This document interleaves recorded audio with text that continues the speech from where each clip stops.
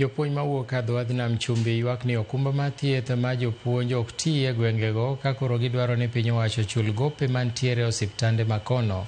Kotelnegi kod Lin Kamadi, gilero ni piny owacho nowinjo chwalnegi omenda maromo bilion 22 to kata kamano ne giyudo mana bilion 11 kende, gino ma koro ketogi kama tek. Jopuonj koni gisebedo kod tich matek e yudo thieth kaluwore kod bedo ni okumbagi mag thieth ok ti ka gidwa ni piny owacho keto okenge mag neno ni midhiero makamagi ok ojuko jopuonj kod joutegi. Were to give 22 billion towards our medical health care. They gave 11 billion. They had outstanding bills from the previous financial years. So the 11 billion went towards the outstanding bills.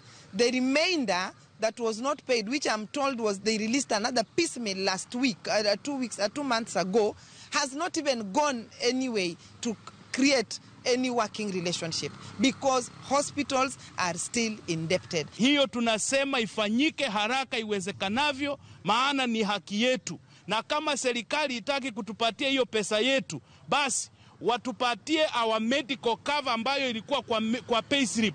Waturudishie sisi wenyewe binafsi, individually, we can look for our private medical covers so that tupate insurance ambayo inaweza saidia mwalimu. Sio hii ambayo inadurumu mwalimu, walimu wanateseka, mara wanaweka vikwazo ati lazima wa approve, sijui approval. Sasa approval inakaa mpaka mtu anaweza kufia